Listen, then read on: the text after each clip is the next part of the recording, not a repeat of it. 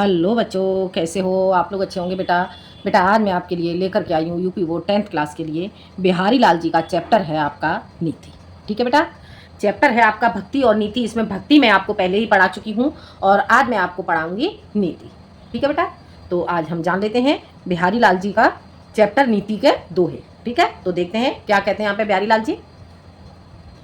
दुसह दुराजन प्रजान को क्यों न बड़े दुख धुंध, दुसह दुराजन प्रजान को क्यों न बड़े दुख धुंध, अधिक अंधेरी जग करते मिले माँ बस रवि चंद। क्या कह रहे हैं देखो यहाँ पे बिहारी लाल जी। दुसह दुराज, दुसह दुसह का अर्थ हो गया बेटा असहाय। ठीक है, दुराज दो राजाओं का, प्रजान को प्रजा को, असहाय दो राजाओं के द्वारा प्रजाओं को क्यों न बड़े दुख द्वंद, दुख दूना क्यों नहीं होगा। अर्थात असहाय दो राजाओं की प्रजा को अत्यधिक दुगने दुख की प्राप्ति होगी। उसी प्रकार से जिस प्रकार से अधिक अंधेरो जग कर, जिस प्रकार से जग संसार में अधिक अंधेरो अधिक अत्यधिक अंधकार कर देता है, क्या मिल मावस अमावस्या का रवि चंद्र, रवि अर्थात सूर्य और चंद्रमा, अमावस्या के दिन सूर्य और चंद्रमा मिलकर के संसार में अत्यधिक अंधकार कर देते हैं। एक बार फिर से देख लो क्या कहते हैं बिहारी लाल जी। कहते हैं असहाय दुसह, असहाय दो राजाओं के राज्य में प्रजा को अत्यधिक दुख दूना हो क्यों नहीं होगा, अर्थात दुख दूना हो जाता है। असहाय दो राजाओं की प्रजा को का दुख दोगुना हो जाता है, अत्यधिक दुख की प्राप्ति होती है, क्योंकि अमावस्या की रात्रि को सूर्य और चंद्रमा मिलकर संसार में अत्यधिक अंधकार को कर देते हैं, अत्यधिक अंधकार उत्पन्न करते हैं। हो गया क्लियर? समझ आ गया? ठीक है बेटा, ये आपको समझ में आ गया होगा। इसमें बेटा प्रसंग क्या लिखोगे, इसमें प्रसंग में लिखोगे बेटा प्रस्तुत पद्यांश में बिहारी लाल जी कहते हैं कि दो राजाओं की प्रजा को अत्यधिक दुख की प्राप्ति होती है। ठीक है, इस प्रकार से आप इसका प्रसंग लिखोगे। और इसमें बेटा आप काव्यगत सौंदर्य क्या लिखोगे, इसके काव्यगत सौंदर्य में बेटा आप लिखोगे इसमें ब्रज भाषा का प्रयोग किया गया है, शांत रस का प्रयोग किया गया है, गुण प्रशांत हो जाता है। अलंकार बेटा यहाँ पर श्लेष दृष्टांत और अनुप्रास अलंकार का प्रयोग किया गया है, छंद दोहा हो जाता है। ठीक है बेटा, आगे समझ में ये आपको समझ आ गया होगा। अब देखते हैं हम अगला दोहा। बसे बुराई जासुतन ताही को सनमान, बसे बुराई जासुतन ताही को सनमान, भलो भलो कही छोड़िए खोटे प्रहज पुदान। अब यहाँ पे क्या कह रहे हैं, बसे बुराई जासुतन। बिहारी लाल जी कहते हैं बसे बुराई, बुराई जिसके शरीर में बुराई का वास होता है, जासुतन जिसके तन शरीर में बसे बुराई, बुराई का वास होता है, ताही को सम्मान उसी का सम्मान होता है, उसी का आदर होता है। क्या कह रहे हैं बिहारी लाल जी, जिसके शरीर में बुराई का वास होता है उसी का सम्मान होता है, उसी का आदर होता है। भलो भलो कहे छोड़ियो, जो भला होता है उसे भला कह करके अच्छा कह करके छोड़ दिया जाता है, भला यानी कि अच्छे को अच्छा कह करके छोड़ दिया जाता है। खोटे ग्रह जपना, और जो ग्रह खोटे होते हैं, अर्थात कहा जाता है कि उस पर शनि की ढैया है या कुछ है, तो ऐसे जो ग्रह खोटे होते हैं उनके लिए ही जप और दान किए जाते हैं। हो गया क्लियर? समझ आ गया? एक बार फिर से देख लो। बसे बुराई जासुतन, जिसके शरीर में बुराई का वास होता है उसी का सम्मान होता है, और अच्छे को अच्छा कह करके छोड़ दिया जाता है। खोटे ग्रह, और जो ग्रह खोटे होते हैं उनके निवारण के लिए ही, खोटे ग्रह के दुख निवारण के लिए ही जप दान किए जाते हैं। हो गया क्लियर? समझ आ गया बेटा? इसमें आप बेटा प्रसंग क्या लिखोगे, इसके प्रसंग में लिखोगे बेटा प्रस्तुत पद्यांश में बिहारी लाल जी कहते हैं कि इस दोहे में दुष्ट व्यक्तियों की स्थिति का चित्रण किया गया है। ठीक है बेटा, प्रसंग में लिखोगे। और काव्यगत सौंदर्य में बेटा आपका इसमें ब्रज भाषा का प्रयोग किया गया है, गुण प्रसाद हो जाता है। अलंकार बेटा इसमें दृष्टांत पुनरुक्ति प्रकाश तथा अनुप्रास अलंकार का प्रयोग किया गया है, और छंद यहाँ पर बेटा दोहा हो जाता है। हो गया क्लियर? समझ आ गया बेटा? ये आपको समझ आ गया होगा। अब हम देखते हैं अगला दोहा। अगले दोहा में बिहारी जी क्या कहते हैं, नर की और नल नीर की गति एक कर जाए, नर की और नल नीर की गति एक करे जोय, जे तो नीचो हुए चले ते तो ऊंचो होए। अब यहाँ पे क्या कहना है देखो, नर की और नल नीर की, नल नर की यानी कि मनुष्य की और नल के जल की गति एक जैसी होती है, एक समान होती है। मनुष्य की और नल के नीर की गति एक समान होती है। जे तो नीचे हुए चले, जितना नीचा होकर के चलता है ते तो ऊंचा होए, उतना ही नीचा ऊंचा उठता है। आगे समझ में क्या कहते हैं, कहने का अर्थ क्या हो गया है, मनुष्य जितना नम्र होकर के, जितना विनम्र स्वभाव से होकर के चलता है तो विनम्र स्वभाव वाला व्यक्ति ऊंचा उठता है। उसी प्रकार से जो नल है, नल को अगर आप आधे हत्थे से चलाओगे तो कम पानी होगा, और जब उसे पूरे हत्थे के द्वारा नल को चलाओगे तो उससे अत्यधिक जल निकलेगा। ठीक है, तो यहाँ पर क्या कहा गया है, बिहारी जी कहते हैं मनुष्य की और नल के जल की एक समान गति होती है। मनुष्य जितना नीचे विनम्र होकर के चलता है, जे तो नीचा हुए चले, मनुष्य जितना विनम्र होकर के चलता है उतना ही ऊपर उठता है। उसी प्रकार से नल को जितना नीचे तक चलाया जाता है तभी उसका जल ऊपर उठता है। आगे समझ में बेटा, ये आपको समझ में आ गया होगा। ठीक है बेटा, अब इसमें आप बेटा प्रसंग क्या लिखोगे, इसके प्रसंग में लिखोगे, प्रस्तुत दोहे में बिहारी जी ने विनम्रता के महत्व का उल्लेख करते हुए कहते हैं। प्रस्तुत दोहे में बिहारी जी विनम्रता के का उल्लेख करते हुए कहते हैं। ठीक है बेटा, ये हो जाता है इसका प्रसंग। और इसके काव्यगत सौंदर्य में आप क्या लिखोगे बेटा, इसमें ब्रज भाषा का प्रयोग किया गया है, शांत रस का प्रयोग किया गया है, गुण प्रसाद हो जाता है, अलंकार यहाँ पर उपमा विरोधाभास और श्लेष अलंकार का प्रयोग किया गया है तथा दोहा छंद का प्रयोग किया गया है। हो गया क्लियर, समझ आ गया। आगे देखते हैं, बढ़त बढ़त संपत्ति सलेल मन सरोज बढ़ जाए, बढ़त बढ़त संपत सलेल मन सरोज बढ़ जाए, घटत घटत सुन फिर घटे बर समूल को मिलाए। अब यहाँ पे क्या कह रहे हैं देखो बिहारी जी, बढ़त बढ़त संपत्ति सलेल, संपत्ति रूपी जल के बढ़ने से मन सरोज बढ़ जाए, मन रूपी कमल खिल जाता है।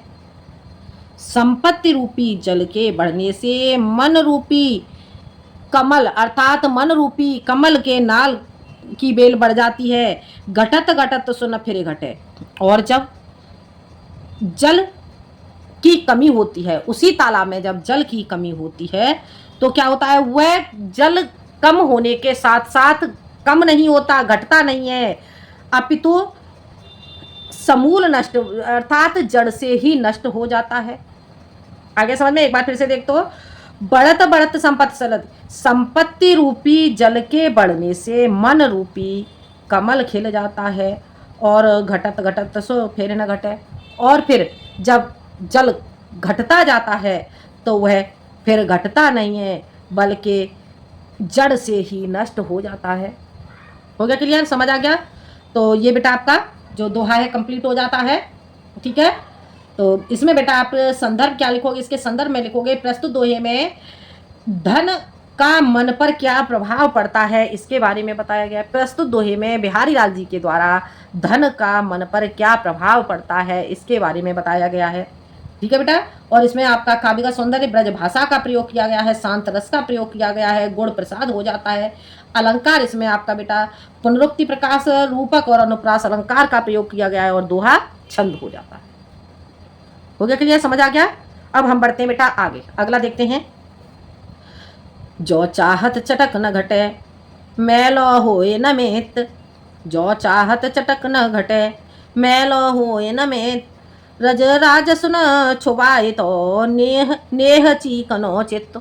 अब यहाँ पे क्या कह रहे हैं बिहारी लाल जी देखो, जो चाहत चटक न घटे, यदि आप चाहते हो कि चमक कम न हो, मैला होए न मित्र, और जो मित्र है, कहने का अर्थ क्या हो गया, हे मित्र यदि तुम चाहते हो कि चित्त की अर्थात मन की, चित्त की जो चाहत चटक न घटे मैला होए न मित्र, हे मित्र यदि तुम चाहते हो कि तुम्हारे मन की चटक अर्थात उज्ज्वलता कभी कम न हो, कम न हो, और वह कैसा हो, मलिन ना हो, मैलो न हो अर्थात वह मलिन न हो, तो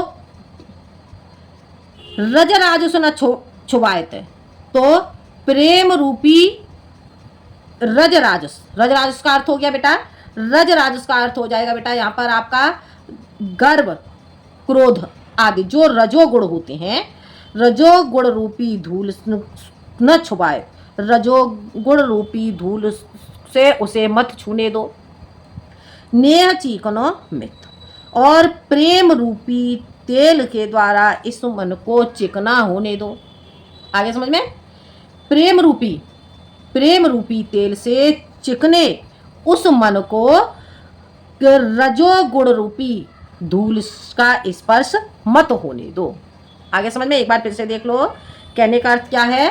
हे मित्र, हे मित्र, हे मित्र, यदि तुम चाहते हो कि तुम्हारा मन, हे मित्र, यदि तुम चाहते हो कि तुम्हारा मन, चाहते हो कि तुम्हारे मन की चमक कभी भी कम न हो, चाहते हो कि तुम्हारे मन की जो चमक है वह कभी भी कम न हो, तो तुम्हें क्या करना चाहिए? तो उसे प्रेम रूपी चिकने तेल को से रजोगुण रूपी धूल को स्पर्श मत होने दो। आगे समझ में? उसे प्रेम रूपी चिकने तेल से युक्त मन को रजोगुण रूपी धूल से स्पर्श मत होने दो। हो गया क्लियर? समझ आ गया?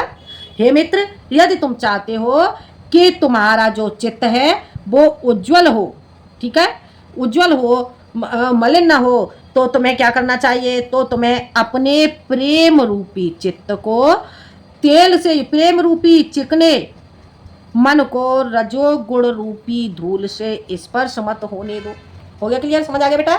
इसका प्रसंग क्या लिखोगे? इसके प्रसंग में लिखोगे, प्रस्तुत पद्यांश में बिहारी लाल जी कहते हैं कि एक अनुभवी व्यक्ति को अपने मन को शुद्ध करने की शिक्षा देते हुए कहता हूँ। ठीक है?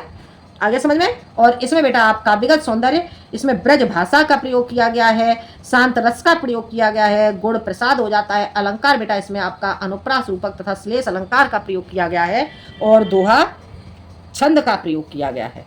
हो गया क्लियर? समझ आ गया? अब देखते हैं बेटा हम आगे। ठीक है, अब हम अगला दोहा देखते हैं, तो जान लेते हैं बेटा अगले दोहे को। इतना आपको बेटा समझ आ गया होगा। देखो आगे क्या कहते हैं बिहारी जी, देखते हैं। बुरो बुराई जो तजय, दिखाई दे रहा है बेटा? देखो, बुरो बुराई जो तजय, तो चित खरो डरा तो, जो निष्कलंक मयंक लखे गने रोग उत्पातो। अब क्या कहते हैं? बुरो बुराई जो तजय, बुरा व्यक्ति यदि बुराई को त्याग दे। बिहारी लाल जी कहते हैं कि बुरा मनुष्य यदि अचानक ही बुराई को त्याग दे तो चित खरो डरात, तो भी जो चित अर्थात तब भी हमारा मन अत्यधिक भयभीत रहता है। आगे समझ में? यदि कोई मान लो बुरा व्यक्ति है, कोई डाकू है, और यदि वो डकैती करना छोड़ दे हैं, तो आप क्या करोगे? फिर भी उसे देख करके आपके मन में भय रहेगा। ठीक है? तो यहाँ पर बिहारी जी कहते हैं बुरो बुराई जो तजय, बुरा व्यक्ति यदि अचानक से बुराई को त्याग दे तब भी आपके मन में अत्यधिक भय रहेगा, भय की उत्पत्ति रहेगी। जो निष्कलंक मयंक, जिस प्रकार से निष्कलंक चंद्रमा को देख करके, कलंक से रहित चंद्रमा को देख करके गने लोग उत्पात, मनुष्य उत्पात अर्थात अपशगुन की संभावना करती है। आगे समझ में? एक बार फिर से देख लो। बुरो बुराई जो तजय, बुरा व्यक्ति यदि अचानक से ही बुराई को त्याग दे तो मन में भय की उत्पत्ति रहती है, मन भयभीत रहता है। उसी प्रकार से, जिस प्रकार से निष्कलंक चंद्रमा के निकलने पर भी लोगों के मन में उत्पात की अर्थात अपशगुन की आशंका होती है। हो गया क्लियर? समझ आ गया बेटा? अब इसमें आप जो प्रसंग है, प्रसंग क्या लिखोगे? इसके प्रसंग में लिखोगे, प्रस्तुत दोहे में बिहारी लाल जी नीति की बात बताते हुए कहते हैं कि यदि दुष्ट व्यक्ति अचानक ही अपनी दुष्टता को छोड़ देता है तब भी उसके उपद्रव की आशंका बनी रहती है। ठीक है बेटा? और यहाँ पर काव्यगत सौंदर्य आप क्या लिखोगे? भाषा ब्रज भाषा का प्रयोग किया गया है, रस शांत हो जाता है, गुण प्रसाद अलंकार, इसमें अनुप्रास और दृष्टांत अलंकार का प्रयोग किया गया है, और आपका बेटा यहाँ पर दोहा छंद हो जाता है। हो गया क्लियर? समझ आ गया? अब देखते हैं बेटा हम अगला। देखो, स्वार्थ सुकृत न श्रम वृथा, स्वार्थ सुकृत न श्रम वृथा, देख विहंग विचार, बाज पर आए पान परे, तू पर छीण न मारे। अब यहाँ पे क्या कहते हैं, बिहारी लाल जी कहते हैं कि स्वार्थ सुकृत, स्वार्थ सुकृत, स्वार्थ सुकृत, स्वार्थ सुकृत का अर्थ क्या हो गया, स्वार्थ से युक्त, न श्रम वृथा, और यह क्या है, जो परिश्रम करना है तुम्हारा व्यर्थ है।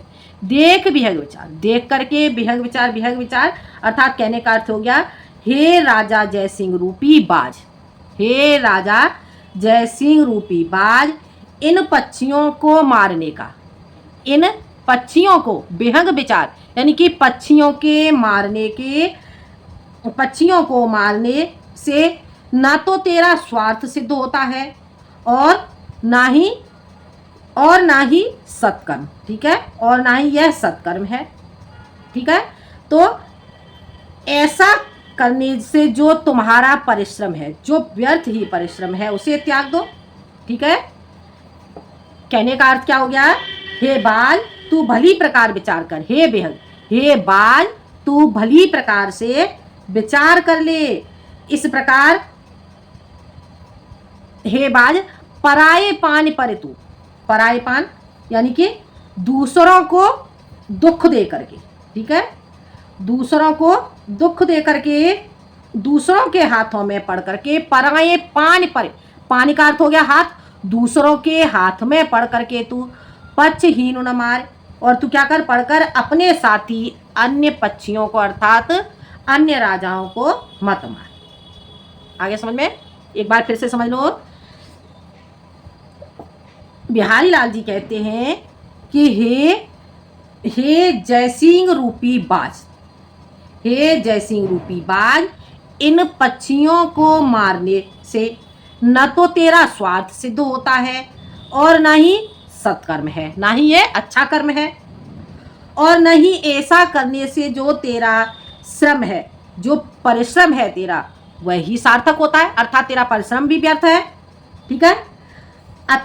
अतः हे बाज तू भली प्रकार विचार कर, भली प्रकार विचार कर, इस प्रकार हे बाज तू पराये पान पर, तू दूसरों के हाथों में पड़ करके, तू दूसरों के हाथों में पड़ करके पक्षी न मारे, इन पक्षियों को मत मार, अर्थात हे राजा जयसिंह तुम दूसरों के वशीभूत होकर के, दूसरे राजाओं के बस में होकर के छोटे छोटे राजाओं को मत मारो।